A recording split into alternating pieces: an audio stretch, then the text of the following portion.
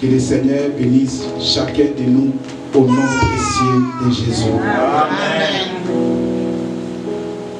Si on peut s'élever pour prendre, lire la parole de Dieu, une portion de l'Écriture, avant qu'on puisse écouter juste une petite chanson pour préparer encore notre cœur à recevoir la parole de Dieu.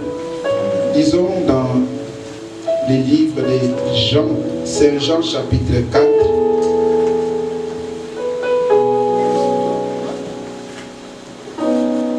Saint Jean chapitre 4.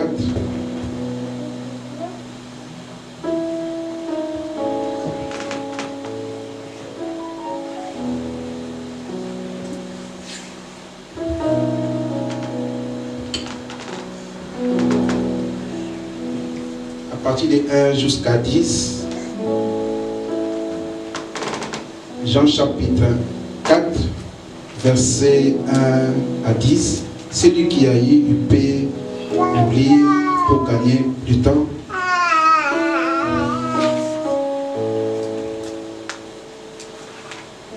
Jean chapitre 4, nous lisons à partir du premier verset au verset 10. Je lis au nom de Jésus. Le Seigneur sut que les pharisiens avaient appris qu'il faisait et baptisait plus de disciples que Jean. Toutefois, Jésus ne baptisait pas lui-même, mais c'était ses disciples. Alors il quitta la Judée et retourna en Galilée. Comme il fallait qu'il passât à Samarie, par la Samarie, il arriva dans une ville de Samarie nommée Sichar, près du champ que Jacob avait donné à Joseph, son fils. Là se trouvait le puits de Jacob. Jésus, fatigué du voyage, était assis au bord du puits. C'était environ la 6e heure. Une femme de Samarie vint puiser de l'eau. Jésus lui dit, « Donne-moi à boire. » Car ses disciples étaient allés à la ville pour acheter des vivres. La femme samaritaine lui dit, « Comment toi, qui es juif, me demandes-tu à boire, à moi qui suis femme samaritaine? Les Juifs, en effet, n'ont pas de relation avec les Samaritains. » Jésus lui répondit, « Si tu connaissais le don de Dieu, et qui est celui qui te dit, donne-moi à boire, tu lui dirais toi-même, tu lui aurais toi-même demandé à boire, et il t'aurait donné de l'eau vive. » Amen. Amen. Que le Seigneur ajoute la bénédiction à sa parole. Amen. Dieu, dans le livre de Saint Jean, et la Bible nous montre clairement que le Seigneur a quitté Judée pour aller en Galilée. En quittant Judée pour aller en Galilée, il devait passer par la ville de Samarie. Et précisément dans la ville de Sichar. Et là se trouvait, comme on vient de lire la parole de Dieu, il y avait un champ que le patriarche Jacob avait donné à son fils Joseph. Et lui-même, il avait creusé un puits. Bien-aimé, au mois de mai passé, j'étais à Bruxelles, à Deonte, et j'ai fait juste un petit escale. J'ai pris juste 2 minutes, j'ai mis 4x4. Je suis sorti pour aller retirer l'argent dans le distributeur. Je n'ai pas traîné. Et dès que je suis sorti, j'ai trouvé 2 policiers en tenue civile. Elle dit, c'est toi le propriétaire de la voiture? Je dis oui. Eh bien, tu as mal garé, tu as mis 4x4, tu as laissé le moteur allumé, tu es en infraction. Dans ma tête, je pensais, comme j'avais mis 4x4, ça me donnait le droit de me garer vite fait et partir. Et ils m'ont dit, même si tu ne sais pas, mais nul n'est censé ignorer la loi. Et la nature nous enseigne également La Bible déclare, la nature nous enseigne pas.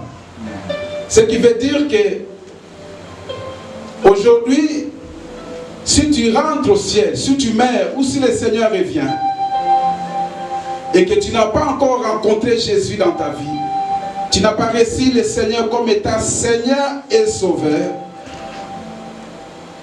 toutes les raisons que tu vas donner ne serviront à rien.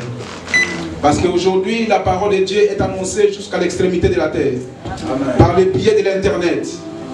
On prêche la parole de Dieu matin, midi et soir. Et souvent, nous négligeons cela. Mais le jour où tu feras face devant le trône de grâce de Dieu, ça sera plus le trône de grâce, mais ça sera le trône de justice.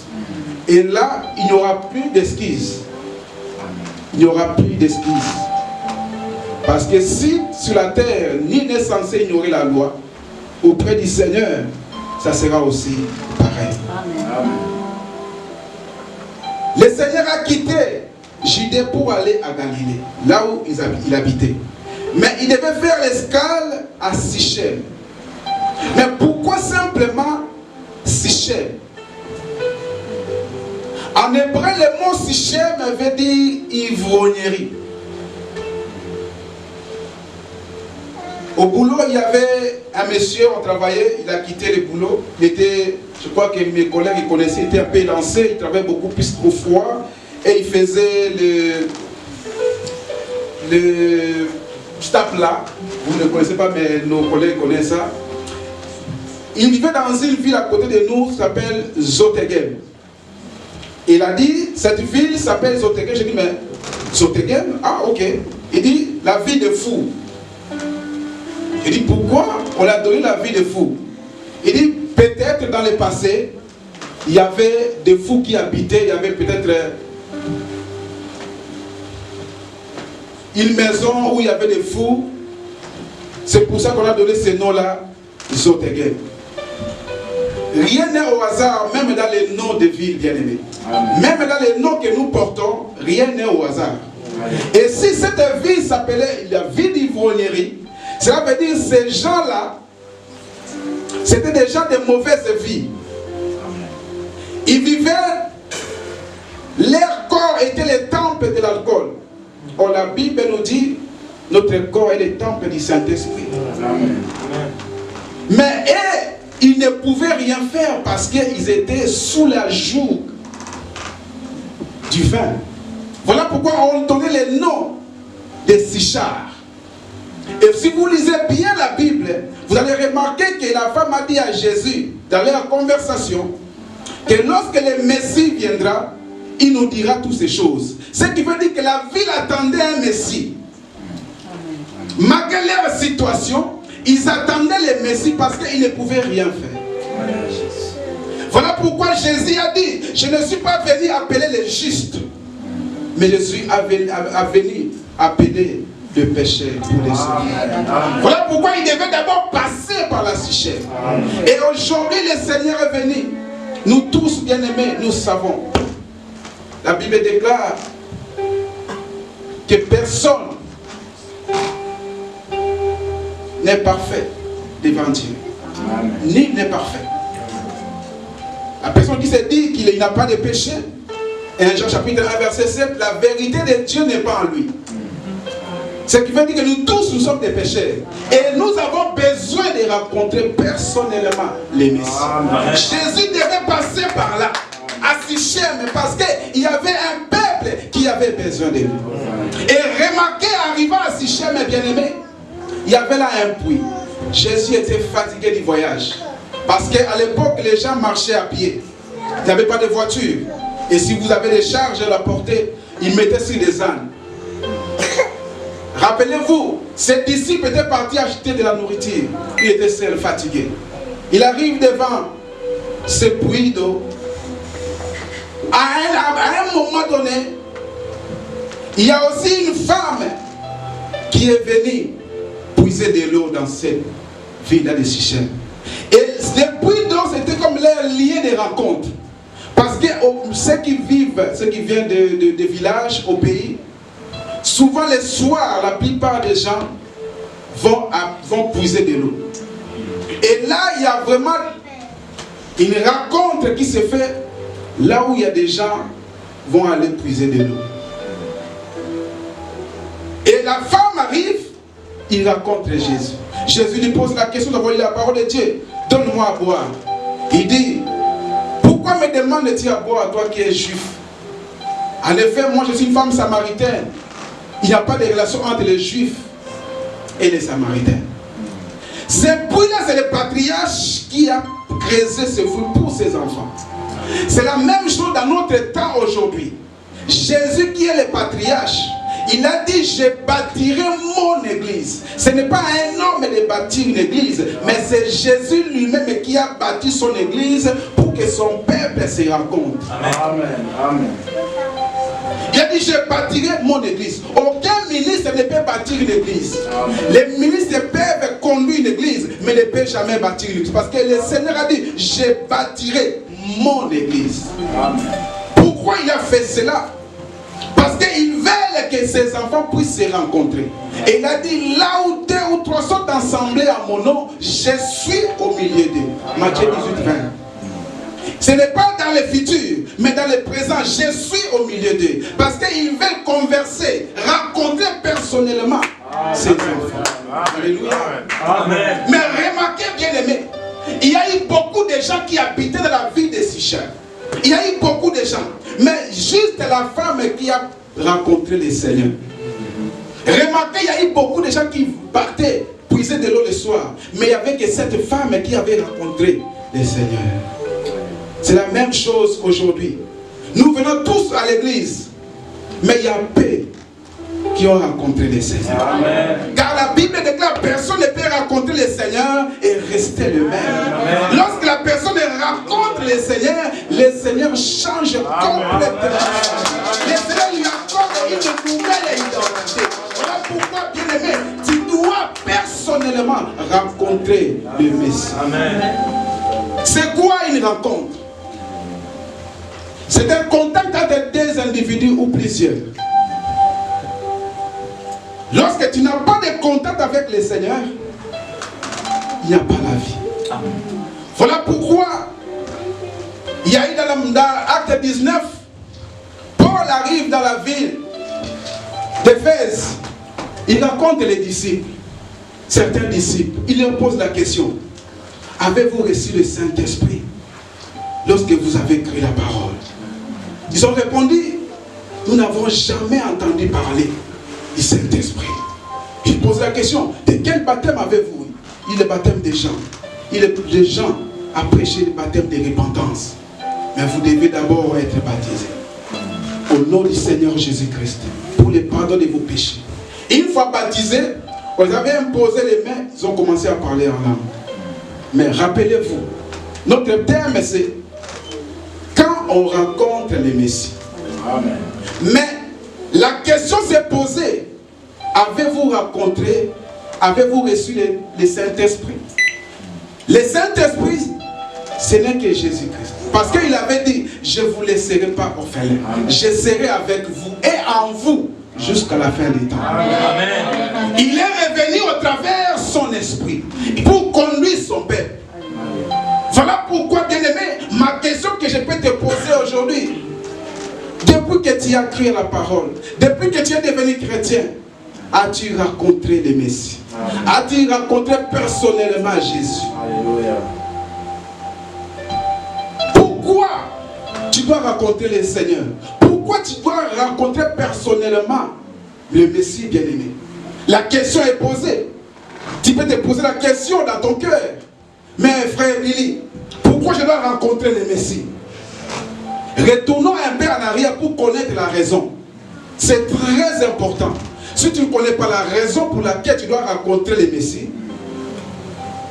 tu n'auras pas l'envie ou le désir de rencontrer le Messie.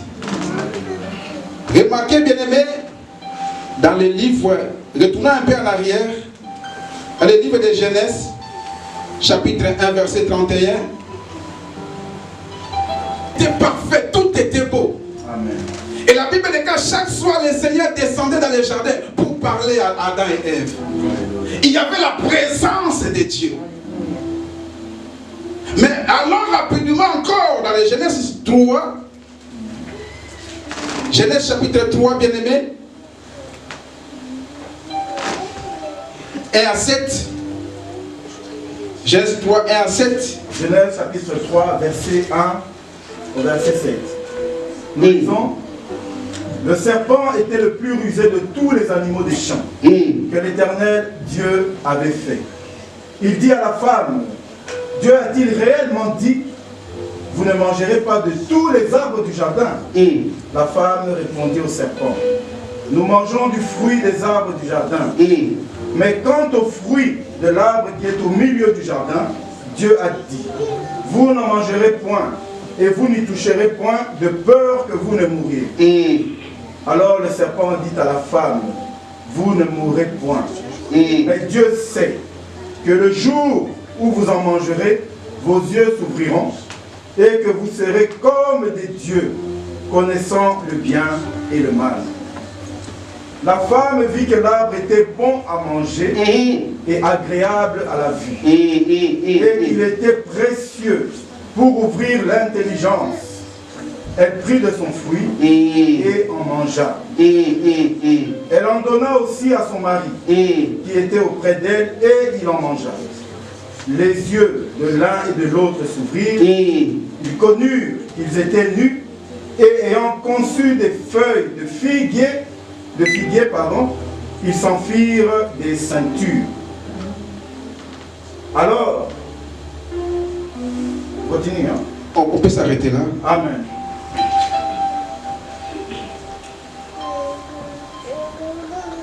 Dieu a créé le monde et il a lui-même dit tout était parfait. Lorsque Dieu voyait cela, et il voyait Adam et Ève, il disait que tout était parfait. Amen. Mais la Bible nous informe que le serpent était l'animal la plus rusé de tous les animaux. Il pouvait parler, il pouvait communiquer. Et pendant que Dieu parlait à Adam et Ève de ne pas manger les fruits de la connaissance du bien et du mal, les serpents étaient là dans les jardins. Ce qui veut dire que les serpents savaient ce qu'ils faisaient. Amen. Le but des serpents était de pousser l'homme à désobéir à la parole de Dieu, d'enlever la parole de Dieu dans le cœur de l'homme. Aujourd'hui, la parole de Dieu n'a plus d'importance aux yeux des gens. Aujourd'hui, nous négligeons la parole de Dieu au profit, je ne sais pas, de l'argent, au profit, je ne sais pas, de la gloire. Parce que dès le commencement, le serpent a semé le venin dans le cœur de la femme. Et il est venu prêcher la femme. Et la Bible déclare: la foi vient de ce qu'on entend. Amen. La femme a entendu la parole du serpent. Voilà pourquoi tu ne dois pas prêter ton oreille à n'importe qui, surtout dans les réseaux sociaux. Faites très attention. Il y a des gens qui ont des mauvaises intentions dans les réseaux sociaux, surtout aujourd'hui. Les serpents leur disent: est-ce que Dieu a-t-il réellement dit que vous n'avez pas mangé les arbres? Et on peut manger tous les arbres, mais sauf l'arbre qui se trouve au milieu du jardin. Et lorsque la femme a vu que l'arbre était bon, voilà pourquoi l'homme est toujours attiré par ce qu'il voit. Il voit que l'arbre était bon, il a pris, il a mangé. Et lorsqu'ils ont mangé, bien aimé, la Bible nous dit qu'ils se sont vus tout unis. Et pendant que la parole de Dieu entendait dans le jardin, parce que Dieu est descendu pour appeler Adam: Adam, Adam, où es-tu? Ils ont entendu la parole de Dieu, que Dieu arrive, parce que Dieu descendait chaque soir pour parler avec Adam et Ève. Ils se sont cachés. Ils ont pris des feuilles de figuier, ils se sont mis pour se cacher. Et Dieu dit: où es-tu? Adam dit: j'ai entendu ta voix parcourir les champs. Je me suis caché parce que je suis né. Il pose la question: mais qui vous a dit que vous étiez né? As-tu mangé les fruits que j'avais défendus? a dit, la femme que Dieu a mise à mes côtés, c'est lui qui m'a donné les fruits et j'en ai mangé. Il pose la question à la femme, pourquoi as-tu fait cela?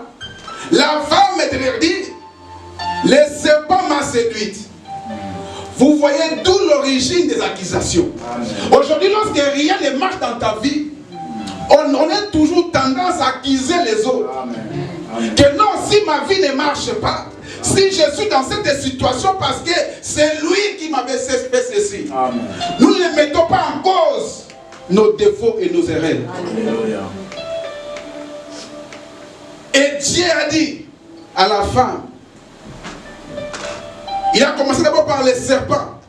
Il a dit au serpent, comme Dieu agit ainsi, désormais, tu seras maudit de tous les animaux. Voilà pourquoi, bien-aimé, j'ai dit pourquoi tu dois rencontrer les Messies. Amen. Tu dois connaître l'origine pour que tu puisses prendre une décision réellement de rencontrer personnellement les Messies. Amen. Il a dit, tu seras maudit d'entre tous les animaux. Tu marcheras sur ton ventre. Et ta nourriture sera la terre, la poussière.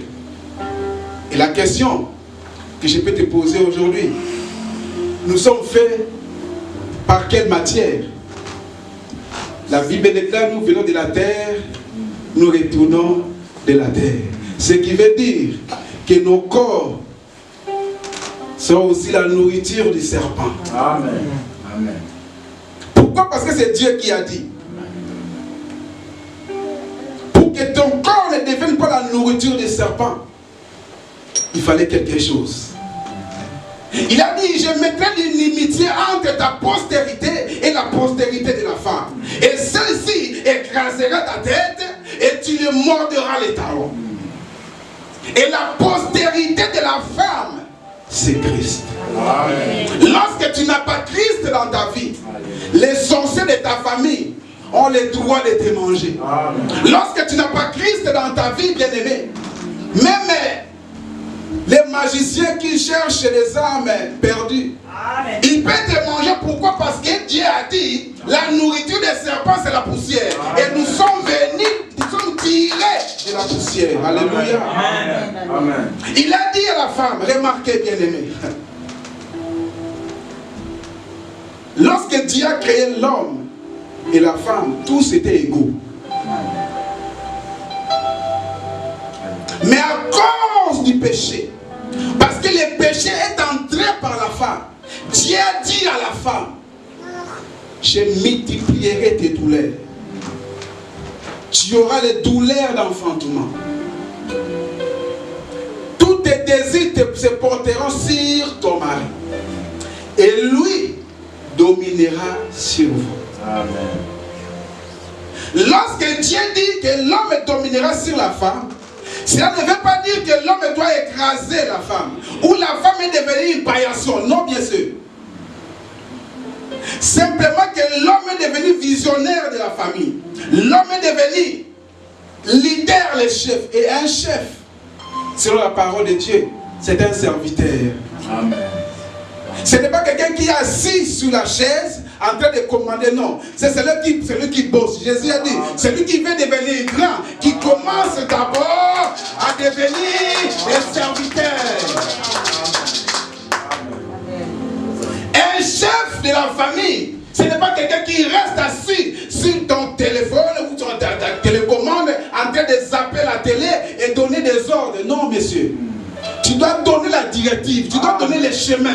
Tu dois montrer, parce que la famille arrivera simplement lorsque tu lui montres les chemins à faire. Amen. Parce que la Bible déclare que l'homme a été créé pour Dieu et la femme pour l'homme. Amen. Mais remarquez aujourd'hui, bien aimé, qu'est-ce qui se passe? Souvent, lorsque la femme a encore la sémence des serpents, il désobéit à la parole de Dieu pour ne pas obéir à son mari.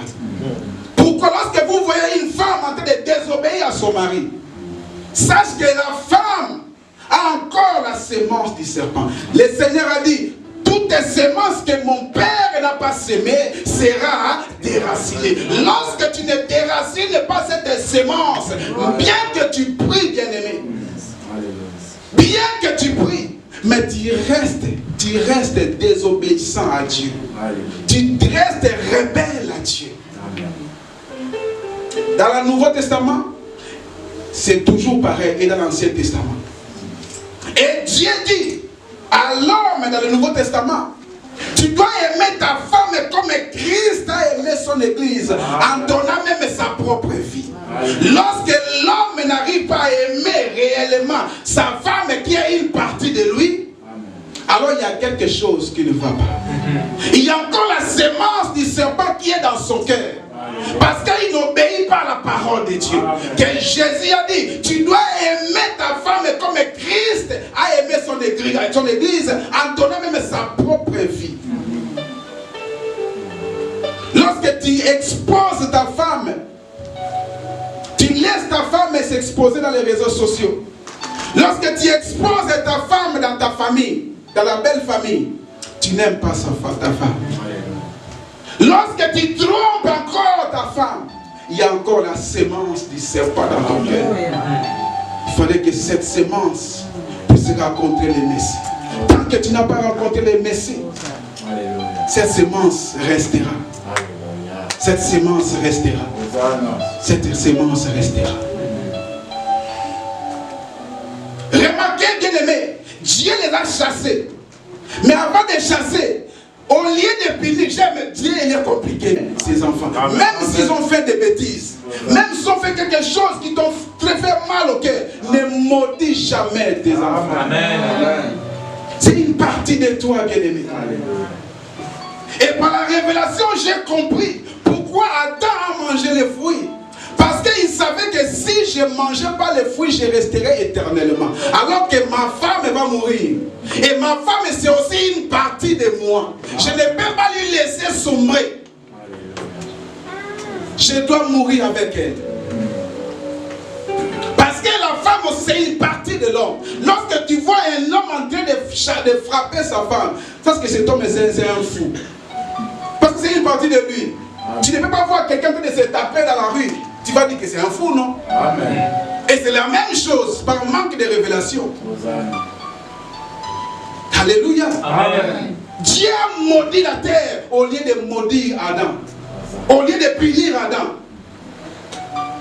Voilà pourquoi, bien aimé, une bonne femme, ce n'est pas une femme qui donne des ordres à son mari. Mais c'est une bonne femme qui donne des suggestions à son mari. Amen. Pourquoi? Parce qu'elle est une aide pour l'homme. C'est sa conseillère, c'est son appui. Dieu savait que l'homme n'arrivera pas. Voilà pourquoi je dois lui faire une aide semblable. Et lorsqu'il l'a chassé, Dieu avait un plan.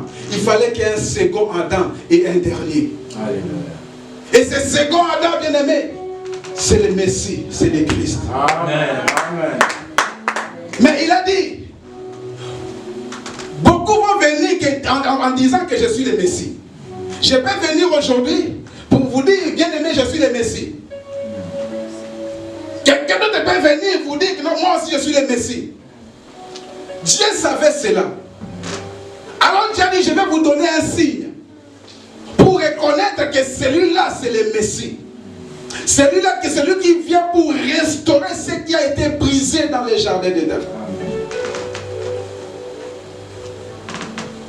Il a dit 700 ans avant, auprès du prophète Ésaïe, dans le livre d'Ésaïe, chapitre 7, verset 14, le Seigneur a dit, je vous donnerai moi-même les signes. Voici la jeune fille deviendra enceinte. Elle enfantera un fils et elle lui donnera le nom d'Emmanuel, qui veut dire Dieu parmi nous. Et le prophète est encore allé plus loin. Dans le livre de 9, verset 9, 6, il dit un fils nous est né. Un enfant nous a été donné. L'autorité, la domination reposera sur ses épaules. Amen. On l'appellera Père éternel. Est-ce qu'on peut appeler un enfant Père? On l'appellera Père éternel. Oh, quelle grâce de rencontrer les Messies. Amen. Quelle grâce, bien-aimé, aujourd'hui, de rencontrer les Messies. Voilà pourquoi le Messie devait venir. Et une fois que le Messie est arrivé, il est resté 30 ans sans rien faire.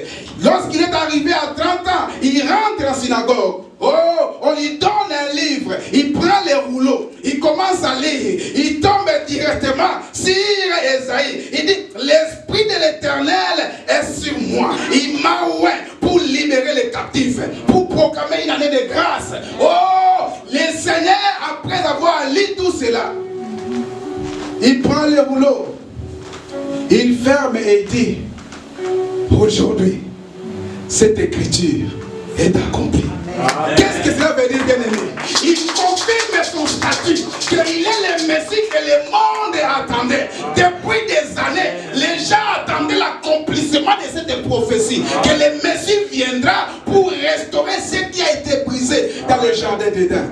Et lorsqu'il a pris les rouleaux, la Bible déclare, tout ce que vous lierez sur la terre sera lié dans les cieux. Ce qui veut dire, les cieux attendaient l'ordre de la terre, que la terre donne l'ordre pour qu'il puisse entrer dans son ministère. Et lorsqu'il a déclaré, aujourd'hui, cette écriture est accomplie, automatiquement, il a commencé son ministère. Amen. Amen. Voilà pourquoi il devait passer par Chichar, rencontrer les ivrognes, rencontrer la femme qu'on avait dit de mauvaise vie. Et lorsque la femme lui dit, on dit, ne peut pas te donner de l'eau. Il dit, si tu connaissais les dons de Dieu, de la personne qui te demande de me donner de l'eau, tu aurais toi-même me demandé pour que je te donne de l'eau vive. Il dit, oh, mon Seigneur, tu n'as rien pour puiser de l'eau. La pluie est trop profonde. Comment tu peux avoir cette eau vive? Il dit, va, appelle ton mari et viens. Il dit, je n'ai pas de mari. Et le Seigneur lui dit, ce que tu as dit c'est vrai. Parce que tu as eu 5 hommes. Et celui auquel vous êtes encore maintenant, ce n'est pas ton mari. Et là-dessus, les disciples arrivèrent. La femme abandonne le Seigneur. Et il retourne dans le village pour annoncer la bonne nouvelle. Voilà pourquoi, bien-aimé, lorsque tu rencontres le Messie, tu deviens évangéliste. La femme qu'on avait dit, la femme de mauvaise vie, la femme qu'on devait fréquenter, c'était une prostituée. Mais lorsqu'il a fait la rencontre avec l'Emmanuel, lorsqu'il a fait la rencontre avec l'Emmanuel, son statut a changé, son témoignage a changé. Il est devenu évangéliste, en train de dire au monde, venez voir ce que cet homme a fait pour moi. Venez voir ce que cet homme m'a dit. Il ne serait pas le Messie. Alléluia. Mais pourquoi aujourd'hui nous n'arrivons pas à évangéliser? Parce que nos vies, nos témoignages ne sont pas encore changés. Parce que tu ne peux pas me dire j'ai rencontré Jésus et je te trouve toujours tu es un impudique. Tu ne peux pas te dire j'ai rencontré Jésus et tu vis encore de la masturbation. Je ne pouvais pas te dire j'ai rencontré Jésus et tu vis encore dans l'escroquerie, en train d'escroquer les gens. Personne ne peut rencontrer le Seigneur et rester les mêmes. Personne n'est bien aimé ne peut rencontrer le Seigneur et rester les mêmes. Pourquoi bien aimé tu dois rencontrer le Messie? Le Messie, c'est l'antidote. Il y avait des venins que l'humanité était assombrie. Mais à cause encore d'une femme, la femme a fait entrer le péché dans le monde. La femme avait condamné le monde. Mais la deuxième femme, elle était tellement obéissante. Lorsqu'on lui a dit, ah, tu vas enfanter un fils, il dit, mais je suis encore vierge, je ne connais pas d'homme. Il dit, l'Esprit de l'Éternel te couvrira. Qu'est-ce qu'il a dit? Oh, je suis son servante, je suis sa servante, qu'elle me fasse ce qu'elle veut. Amen. Voilà la différence entre les deux femmes. L'autre a rejeté la parole. Dieu l'avait défendu de ne pas manger l'arbre de la connaissance des biens et du mal. Mais l'autre, il a dit, je suis sa servante. Qu'elle fasse de moi ce qu'elle veut. Oh bien-aimé, rappelez-vous, la femme représente l'église. La femme représente l'église. Et lorsque tu attends sa voix, tu dis, Seigneur, fais de moi ce que tu veux. Plus tard, le Seigneur arrive dans la ville de Jéricho. Le Messie arrive dans la ville de Jéricho. Il y avait un homme bien-aimé, un publicain. Il avait l'argent. C'était un chef qui se prénommait Zachée. Les gens suivaient le Messie. Mais ils voulaient aussi voir le Messie. Comme il était de petite taille, il est monté dans le sycomore pour bien voir. Et une fois arrivé, le Seigneur arrive. Il lève les yeux et dit, Zachée, descends. Aujourd'hui, je vais demeurer dans ta maison. Amen. Zachée, tu dois descendre. Je vais demeurer dans ta maison. Zachée s'est précipité à descendre pour accueillir la parole. Oh, le Messie bien-aimé, c'est simplement la parole. Comme la Bible déclare dans le livre de Jean chapitre 1 verset 1. Au commencement était la parole. Et la parole était avec Dieu. Et la parole était Dieu. Toutes les choses ont été faites par elle. Amen. Rien de ce qui a été fait n'a été fait sans elle. En elle était la vie. Amen. Tu ne trouveras la vie que lorsque tu es en contact avec la parole. Sans la contact direct avec la parole, il n'y aura pas la vie, bien-aimé.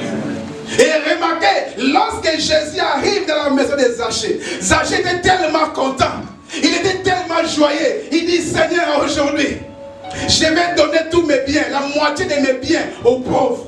Et si j'ai fait du tort à une personne, je lui rendrai au quadruple. Le Seigneur le regarde, tout souriant. Il a dit, aujourd'hui, le salut est entré dans cette maison. Amen. Parce que celui-ci, c'est le fils d'Abraham. Lorsqu'il y a encore la mort dans ta maison, lorsqu'il y a encore des divorces, lorsqu'il y a encore la méchanceté dans ta maison, c'est parce que tu n'as pas encore reçu le Messie pour que le salut entre dans ta maison. Amen. Le Seigneur a dit, crois au Seigneur Jésus, tu seras sauvé toi et ta famille. Amen. Voilà pourquoi quand il y a un parent, c'est primordial, les bien-aimés, d'inviter le Seigneur dans ta maison. Aujourd'hui, bien-aimés, le cœur de l'homme a été rempli de la semence du serpent, de la semence de la haine. Tu peux haïr ton frère sans cause. Et dit, même entre le mari et la femme, il y a trahison. Pourquoi? Parce qu'il y a la semence de l'ennemi. Amen.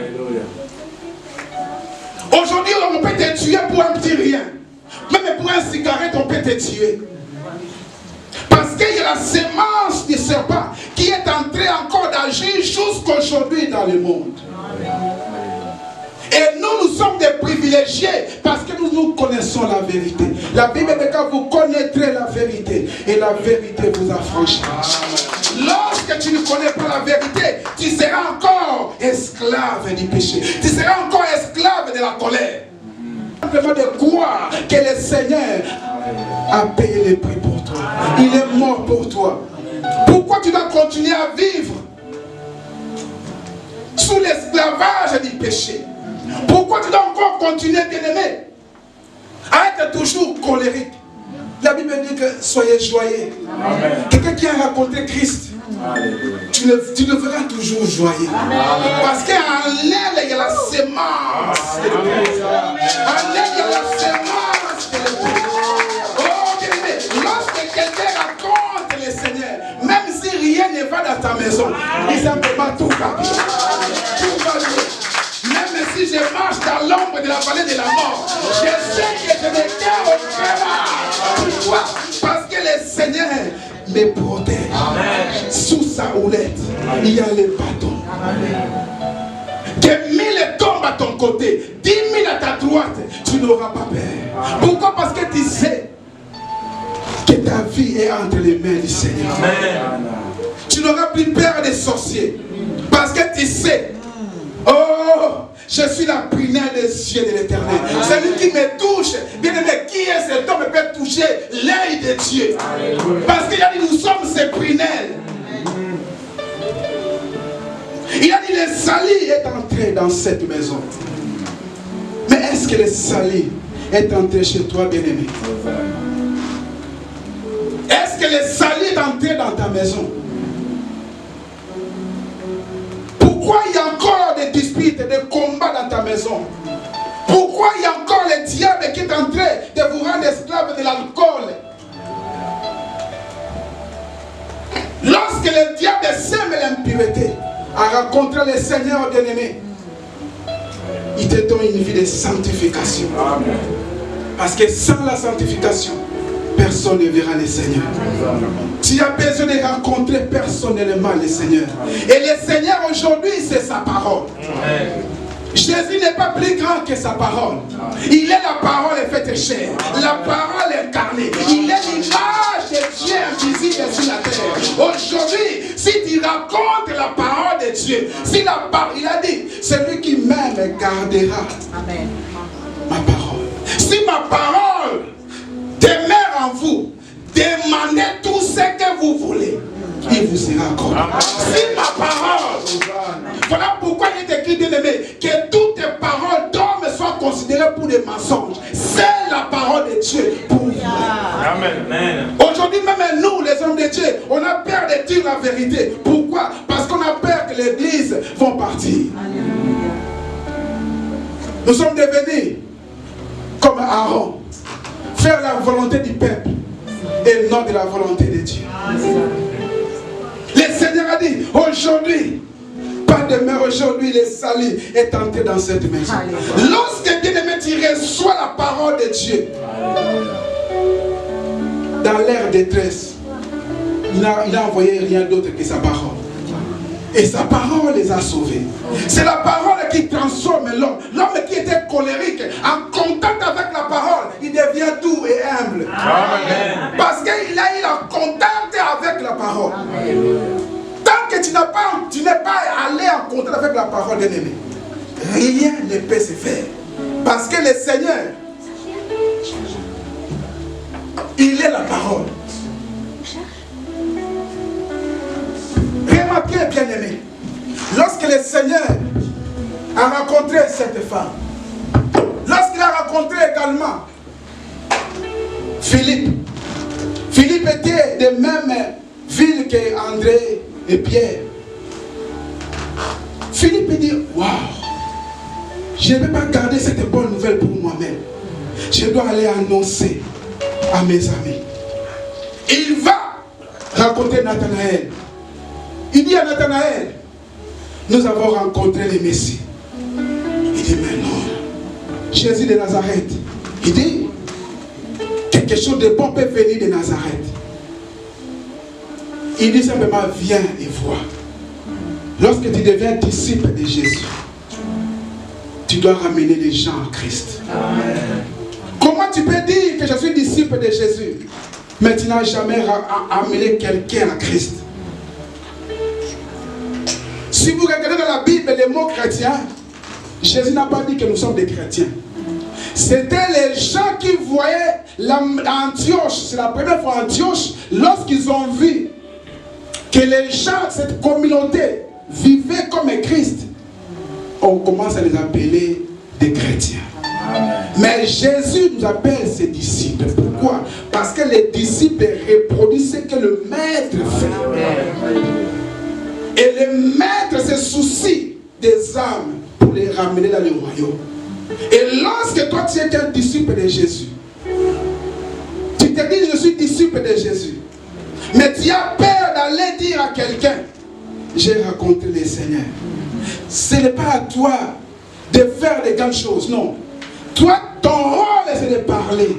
Bien aimé, tu peux venir à l'église. Je t'invite mon frère. Le Seigneur t'aime.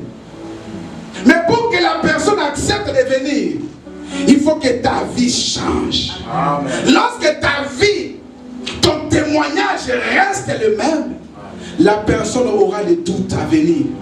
Parce qu'il dit, nous sommes pareils. Il n'y a rien qui nous différencie. Bien aimé, que tu sois riche, que tu sois beau, que tu sois belle, tu as besoin de raconter la parole. Amen. Ta beauté est éphémère. C'est comme une fleur qui fleurit le matin et l'après-midi, ça s'effane. On a vu des gens qui étaient des millionnaires, mais ils sont devenus des clochards. Seul Jésus reste éternellement. Seul Jésus reste éternellement. Lorsque tu deviens disciple de Jésus, tu ne dois pas garder cette bonne nouvelle pour toi-même. Tu dois les annoncer, bien aimé. Pourquoi annoncer? Dans le livre de Jacques, j'arrive et je vais terminer parce que dans le livre de Jacques, chapitre 5, verset 20, la Bible déclare que celui qui ramène un pécheur couvre une multitude de ses péchés. Voilà pourquoi, bien aimé, nous péchons tantôt d'une manière, tantôt d'une autre. Il y avait un évangéliste aux États-Unis qu'on appelait McDonnell, comme ça, il y a un nom comme ça. Il avait fait un crise cardiaque. Il était évangéliste. Il a fait une crise cardiaque. Et puis, il se retrouve devant une grande porte. Et on lui dit, quel est ton nom? Il dit, je suis l'évangéliste McDonnell. Il regarde, son nom n'existait pas. Il dit, mais comment ça se fait? J'ai fait entrer beaucoup de gens dans ce royaume. Il dit, bon, puisque tu as fait entrer les gens dans ce royaume, tu n'as qu'une seule chance. Plaider ta cause devant le trône de justice. Pas le trône de grâce, parce qu'il y a le trône de grâce et le trône de justice. Amen. Il dit, tu peux plaider ta cause devant le trône de justice. Il dit, ok, j'accepte. La porte s'ouvre. Il commence à marcher. Il faisait tellement sombre. Et il voit une petite lumière. Et là, il voit le trône tellement élevé. Et il y avait quelqu'un au-dessus du trône. Et il lui dit, tu as fait appel au trône de justice. Tu crois que tu étais parfait. Des petits mensonges qu'il faisait, c'est comme tu vois le microscope. Quelque chose peut être petit, mais lorsqu'on fait zoomer, on peut voir ça grand. Des petits mensonges que tu faisais, cela est apparu plus grand devant Dieu. Amen. Parfois, on t'appelle, tu dis aux enfants, dis que papa n'est pas là. C'est un petit mensonge que tu crois que c'est un petit mensonge. Mais devant Dieu, c'est un péché. Il dit, tu as fait appel au trône de justice. Ce qui veut dire que tu dois être parfait. Voilà, rappelez-vous, j'avais dit au début, nul n'est censé ignorer la loi. Amen. Il lui dit, ta place n'est pas ici. C'est un évangéliste. Il dit, ta place, c'est là, en enfer. Là où est réservé pour les meurtriers. C'est ceux qui avortent, les ivrognes, les adultères, les menteurs. Mais à cause de la parole, pendant qu'il voulait partir, il y a eu la voix d'un enfant derrière. Il dit, Père, je prends sa place. Il avait pris place, il a pris part dans le monde pour moi. Il n'a pas eu honte de me témoigner dans le monde. Aujourd'hui, je n'ai pas honte de lui témoigner parce que j'avais pris sa place. À cause de l'évangélisation, à cause du fait qu'il a ramené des âmes à Christ, une multitude de ses péchés étaient couverts. Voilà pourquoi, bien-aimé, tu dois parler aux gens de Jésus. Ne voyez pas que nous sommes petits. Il y avait seulement 12 disciples et ils ont influencé le monde entier. Amen. Aujourd'hui, la Bible déclare quand tu attends sa voix, n'anticipez pas votre cœur. Parce que demain, tu ne connais pas. J'ai parlé avec mon père le dimanche et puis le dimanche d'après, il est parti. Dans le quart d'une semaine. Et à l'église, il y a notre évangéliste, sa femme, sa grande sœur venue rendre visite à sa fille. Et là, juste est parti chez la kiné. Dès que il a même donné des ordres à la maison, gardez ceci pour moi, gardez cela pour moi, je vais faire la nourriture dès mon retour.